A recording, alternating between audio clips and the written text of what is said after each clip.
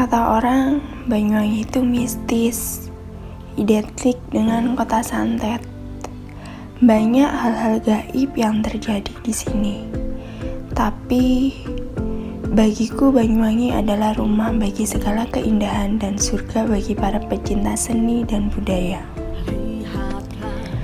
Kebanggaan negeri, warisan alam adat. Banyuwangi sebuah kabupaten di Provinsi Jawa Timur yang terletak di ujung timur Pulau Jawa. Wilayah ini memiliki julukan Sunrise of Java, sebab Banyuwangi yang pertama kali merasakan cahaya sunrise di Pulau Jawa. Beragam kesenian dan tarian dimiliki oleh Banyuwangi.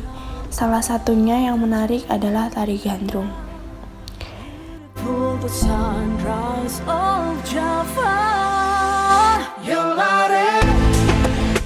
Berbicara mengenai tari gandrung, gandrung merupakan alat perjuangan yang sudah ada sejak tahun 1774.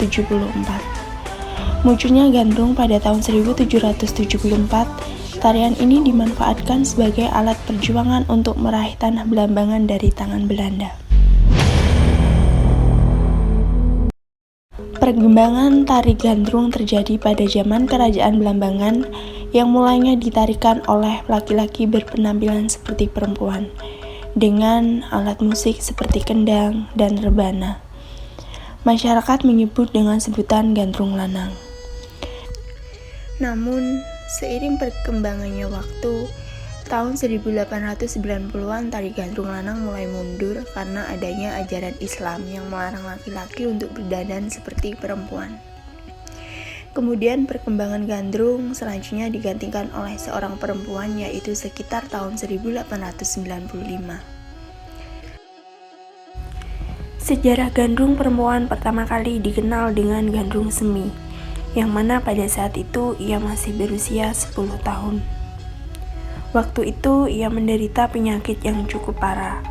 Sudah berbagai cara dilakukan untuk menyembuhkan penyakitnya, namun Semi tak kunjung sembuh. Hingga akhirnya ibu Semi yang bernama Mak Mida bernazar.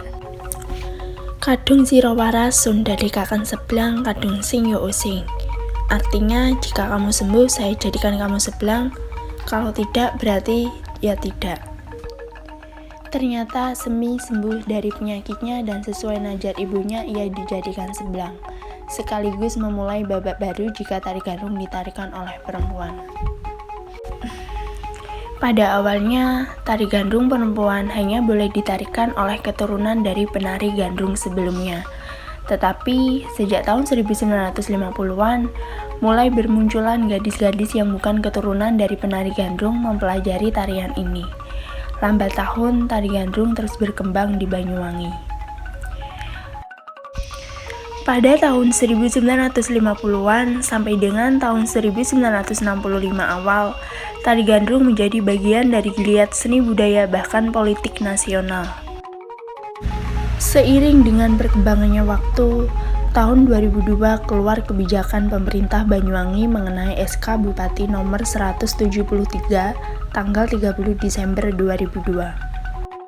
Dalam SK tersebut menjelaskan jika penetapan gandrung dijadikan maskot terjadi di tahun 2004. Dan disinilah mulai terjadinya pembangunan patung-patung gandrung di berbagai penjuru wilayah di Banyuwangi, terutama di pintu masuk bagian Banyuwangi Utara, yaitu Pantai Watu Dodol.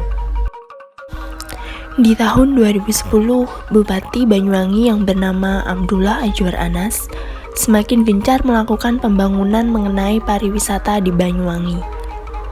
Ia menginginkan jika Banyuwangi dijadikan sebagai destinasi pariwisata bagi masyarakat Banyuwangi sendiri, bahkan masyarakat luar daerah Banyuwangi, termasuk turis asing. Abdullah Ajwar Anas juga menginginkan meneruskan kebijakan Joko Supat Slamet yang merupakan Bupati Banyuwangi pada tahun 1970-an, yaitu untuk melestarikan dan mengembangkan kesenian-kesenian Banyuwangi.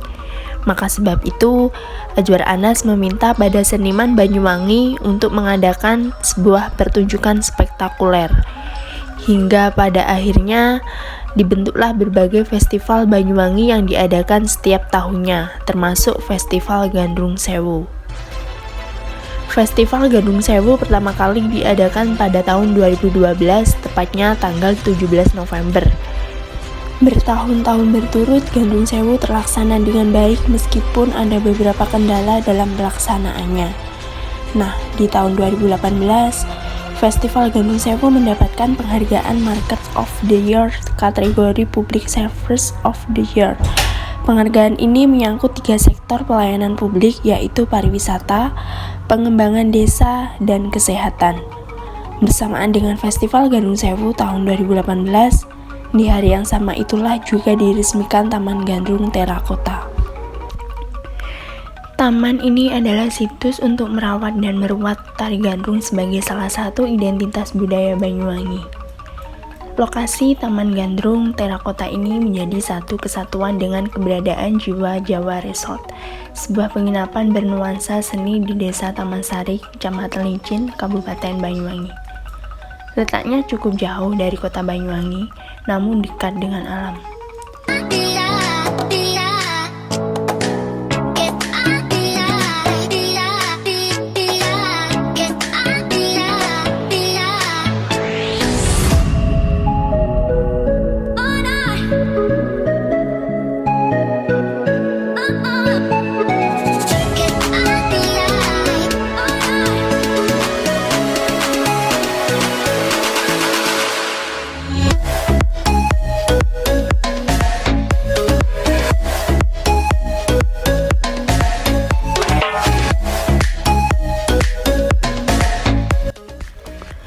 Memasuki kawasan Taman Gandrung Terakota akan disambut barisan ratusan patung penari gandrung yang tersebar di berbagai spot persawahan. Patung-patung gandrung tersebut ditempatkan di lahan persawahan terasering yang merupakan sawah produktif seluas sekitar 3 hektar di lereng Gunung Ijen. Patung-patung tersebut diletakkan berjajar di tempat sudut berbeda di pinggiran sawah. Pihak pengelola tidak mengubah fungsi sawah dibiarkan tetap produktif ditumbuhi padi. Sehingga keberadaan patung gandrung tersebut seakan menyatu dengan alam sekitar. Secara bertahap, jumlah patung akan ditingkatkan hingga mencapai 1000 patung gandrung. Taman Gandrung Terakota tidak hanya menyajikan deretan patung-patung penari gandrung, tetapi di tengah hamparan tersebut juga ditemukan amfiteater terbuka yang berada di ketinggian 600 meter di atas permukaan laut, yang mana sering digunakan sebagai tempat mengadakan berbagai acara pertunjukan. Selain panggung untuk pertunjukan seni budaya yang dibangun dengan bahan alam, di sana juga terdapat tempat nongkrong santai di kafe. Sigit Pramono selaku mantan Batkir BNI yang berada di balik pembuatan Taman Gandrung Terakota. Ide taman berasal dari Terakota Warrior and Horse di Tiongkok yang dibangun pada masa Kaisar Qin Shi Huang, yaitu pada tahun 259 sampai 210 sebelum Masehi. Meskipun idenya sudah ada sejak beberapa tahun lalu, pembuatannya baru dimulai pada awal tahun 2018. Pemilihan kesenian gandrung sebagai tema sentral dalam membangun taman di lokasi persawahan tersebut bersandar pada filosofi tari gandrung sendiri. Sejatinya gandrung adalah kesenian sakral Banyuwangi. Tari gandrung pada intinya berasal dari tradisi rakyat yang awalnya merupakan perwujudan rasa syukur kepada Dewi Sri atau Dewi Padi atas hasil pertanian yang subur dan melimpah. Karena itu, upaya merawat dan merawat kesenian gandrung ini pun ditampilkan berdampingan dengan aktivitas rakyat, yaitu petani yang tetap membajak sawah dengan kerbau, menanam dan memanen padi. Lahan persawahan puluhan hektar pun dibiarkan tetap alami. Penempatan patung gandrung di areal perkebunan dan sawah sebagai simbol kesuburan Dewi Sri.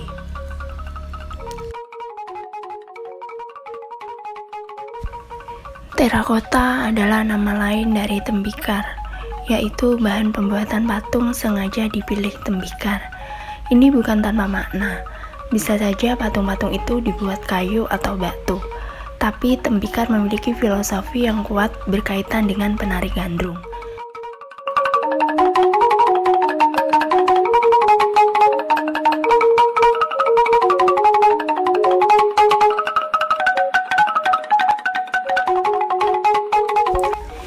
Tembikar merupakan barang dari tanah liat yang dibakar, yang mana tembikar yang asalnya dari tanah dan dekat dengan sawah memiliki filosofi membumi tentang siklus kehidupan. Kurator Taman Gandrung Terakota adalah Dr. Suwarno Wisetrotomo selaku dosen Institut Seni Indonesia atau ISI Yogyakarta. Dia menjelaskan bahwa patung gandrung dibuat dari sejenis gerabah yang panasnya dibakar maksimal 1000 derajat. Artinya, kualitas di bawah keramik jadinya rapuh. Ditambah lagi, patung tersebut berongga, tidak padat, dan konsep gerabah yang terdapat rongga di dalam patung sebagai isyarat bahwa tidak ada yang abadi di dunia ini.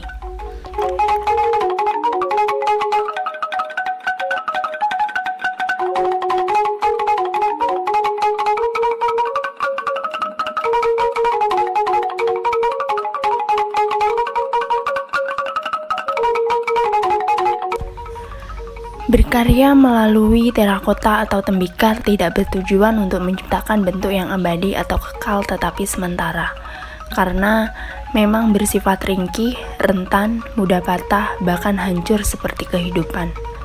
Namun dari kerentanan itulah letak makna dan nilai yang disampaikan, yaitu kesenian dan ketidakabadian, karena yang abadi adalah proses, makna, dan nilai yang melekat di dalamnya. Memang kalau dilihat sekilas, deretan patung gandrung yang menghuni Taman Gandrung Terakota ini sama atau mirip. Padahal, jika dicermati kamu akan menemukan paling tidak ada 4 formasi gerakan yang berbeda. Sementara memang 4 formasi gerakan, namun selanjutnya bukan tak mungkin akan ditambah formasi gerakan lainnya.